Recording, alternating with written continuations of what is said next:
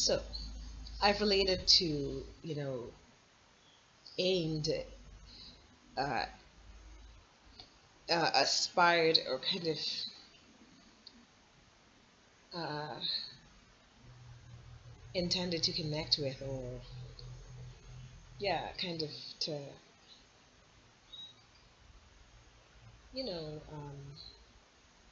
reach. Um, um, Firstly, with Lost Last, it's so kind of fantasy oriented, and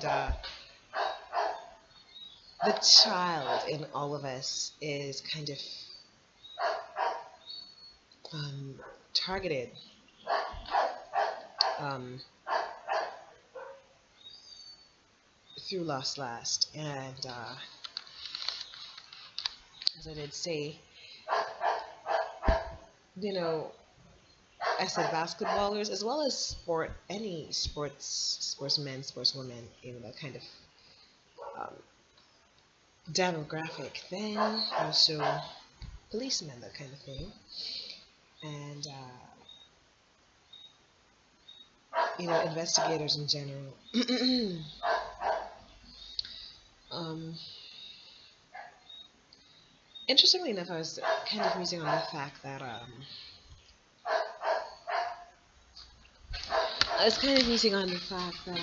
I'll tell you,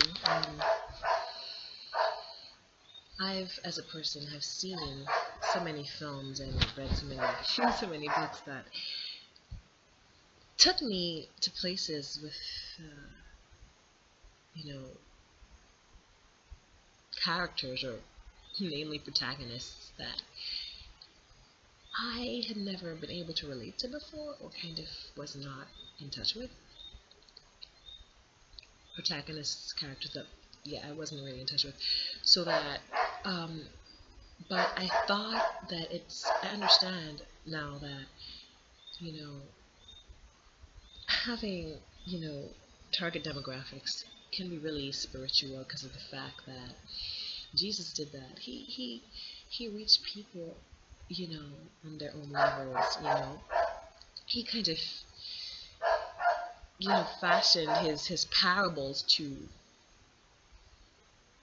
kind of meet different requirements based on different lifestyles and livelihoods. So I think that it's a very wise thing to do. Yeah, Kate. Oh God. Anyway, so, mwah, mwah. Here's the thing. Um, I'm saying that it's relevant to have that approach, and that being said, the child in all of us, followed by the sportsmen, sportswomen, and investigators, followed by the um, deprived, many deprived people, followed by the analytical minds of our society, followed by or just to make a point, that I once heard it said that there's a very fine line between being um, a psychopath and a CEO, so that it's a real kind of harmony, or kind of beauty, in terms of the contrast and relationship between the AEGM and the extortive governments movement, who are the rogues, and the CIA in Pay Us Please, Mr. and Mrs. J, right?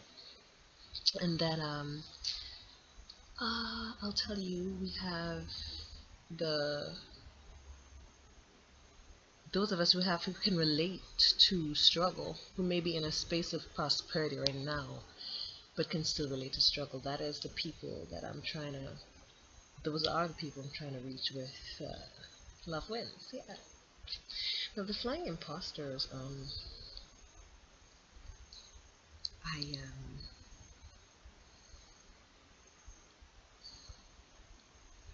I'm gonna expound on when I return. Yeah. Hey, so flying imposters and Steph Abercrombie speaks to the final outliers, and quote unquote, so to speak. Yeah, and I'm thinking about the fact that the flying imposters really deals with a lot of gore. I think that it's it's made for white men. Quite frankly, I'm telling you because of the fact that like I looked at Pacific Rim and I saw how these two fools, okay, were so kind of trigger happy and just on a mission to self-destruct kind of idea where a lot of white people kind of need the balance of pain in their lives that they've been that has been so elusive to them being white, where you know they enjoy they can find a lot of pleasure in being reckless with their lives just simply because they need that kind of element of uncertainty where they don't know what hardship is, and it's kind of like they need to be scared and they enjoy that. So that I think that that is the demographic that um will be entertained most by the flag imposters. Kind of almost like Transformers in a way, because of the fact that it's the whole kind of be cavalier with your life, soldier, army person, or you know, sacrificing kind of mentality and goal or desire. Conversely, I think, however, uh, the final installment in this anthology, which is Persevere, Steph Abercrombie speaks to kind of the kind of men that love uh, indulging, which is the black men, the men that are hedonistic and, want to just fill their bellies and be lazy. That's the kind of people who I'm kind of trying to admonish in Steph Abercrombie Speaks.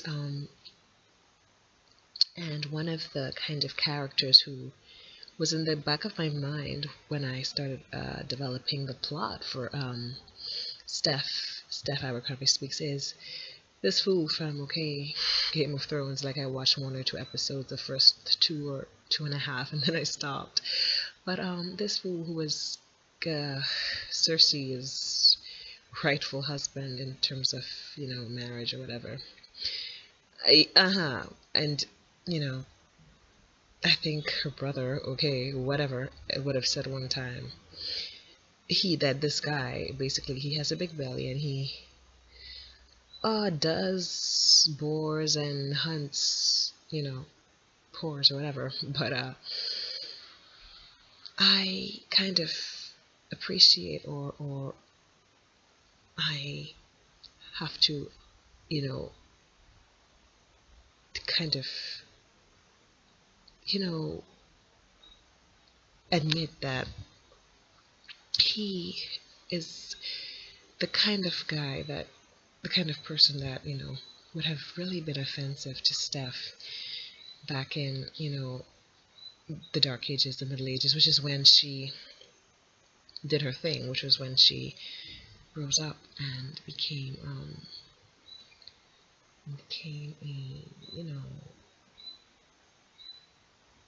shining cornerstone as a virtuous woman. And it's kind of profound that uh, he or that type of person, is so contrasting with what comes before. Someone who loves living in the lap of luxury, as opposed to the persons that are seeking excitement and danger. And that at the end of the day, um, the contrast at the end of the day is refreshing. So of course, we kind of understand that Susie, Steph, Maria, Cara, um, Kyla, uh, Dakota, and Katrina. This is a person. They all are persons of and are the types of that virtuous woman who really has embraced what being a woman is all about, because of the fact that she has had to deny herself so much to be in a space of freedom, because of the fact that she didn't want pleasure that you have to pay for. She didn't want to have to be guilty about things. This is why God says, seek ye first the kingdom of God and his righteousness, and all these things shall be added unto you. Where it's not about pleasure at all costs. It's about the kind of thing that comes after knowing God, where he says, in his presence, oh my God, in the presence of God, there is fullness of joy. And at his right hand, there is pleasure, or there are pleasures forevermore, where if you do the right thing and put God first in your life, the pleasures will come like the rain. Oh my God. So that is it.